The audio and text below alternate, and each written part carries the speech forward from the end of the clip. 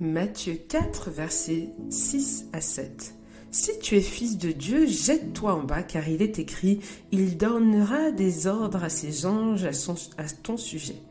Jésus lui dit, il est aussi écrit, tu ne tenteras point le Seigneur ton Dieu.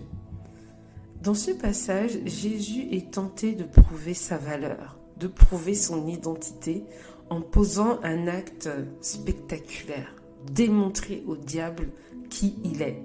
Mais il refuse. Et pourquoi il refuse ? Parce qu'il sait qui il est. Il n'a pas besoin de démontrer au diable qui il est. Voilà la puissance de la connaissance de soi. Jésus ne tombe pas dans le piège parce qu'il est aligné avec son identité.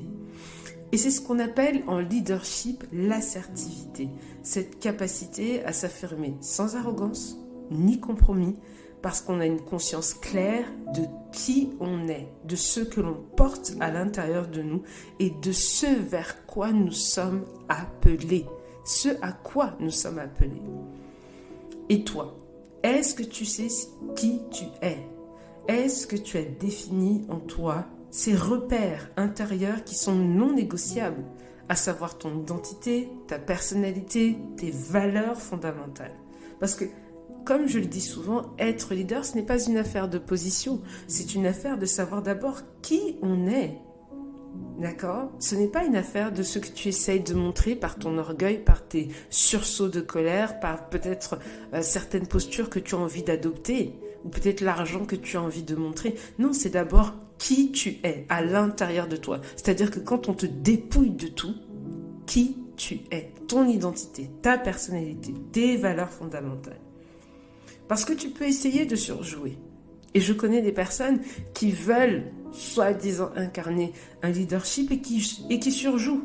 Et qui surjouent parce qu'elles sont parfois complexées.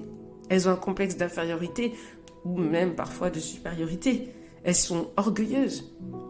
Et elles veulent qu'elles soient reconnues comme des leaders. Donc elles vont, manifester cet orgueil, surjouer. Et on va voir tout l'ego dans sa splendeur.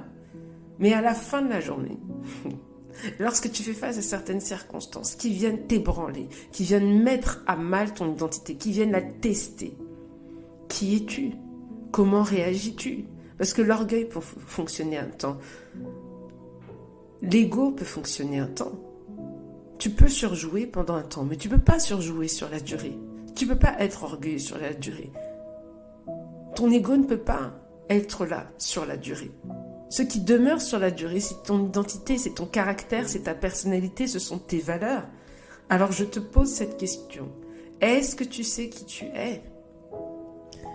Et voilà, instant méditation, c'est fini pour aujourd'hui et je suis très heureuse d'avoir partagé cet instant avec toi. N'hésite pas à indiquer dans les commentaires ce que cet instant méditation a fait résonner en toi, quelles sont les questions que cela a pu susciter. Je ne manquerai pas d'y répondre. Et bien sûr, partage cet instant avec d'autres leaders qui pourraient en avoir besoin. Je te souhaite une très belle journée. Prends soin de toi.